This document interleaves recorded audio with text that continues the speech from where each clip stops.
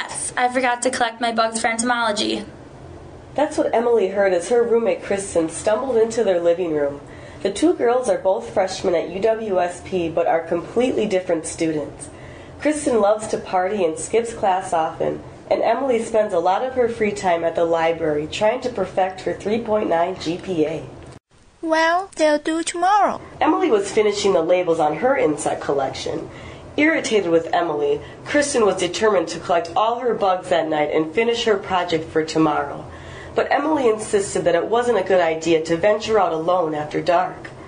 Whatever, I'll be fine. It's Stevens Point. Nothing is going to happen. Kristen grabbed her backpack, slammed the door, and headed to Schmeekley Reserve.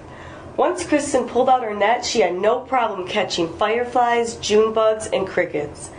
She was so proud of herself because she proved Emily wrong. As Kristen was about to snag a grasshopper, she heard a man's voice.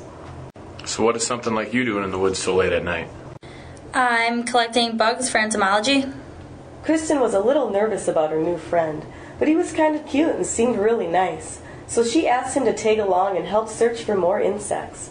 Kristen was a little intrigued by the charming young man and his willingness to help. So, do you live around here?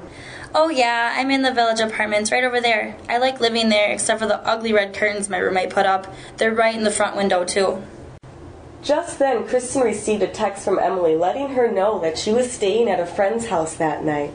Kristen was happy about that because she didn't want to talk to Emily any more that night anyways. Well, it's getting late, and I think I have enough bugs now, so I better head home. Kristen thanked the kind young man for helping her and said goodnight. Okay, well maybe I'll see you around sometime. So they parted ways and Kristen headed home. She decided not to take the shortcut through the woods that night because the city streets were well lit. On the walk, Kristen thought about the kind stranger she met in Schmeekley and regretted not getting his number. Oh well, maybe I will see him again someday. When Kristen arrived at her door, she was reminded by the red curtains in the window that Emily was gone for the night. She was happy to have the apartment all to herself. As she opened the door to go inside, before she knew it, Kristen was pushed from behind. She fell onto the living room floor and heard the door slam shut behind her. Give me your money, and you won't get hurt.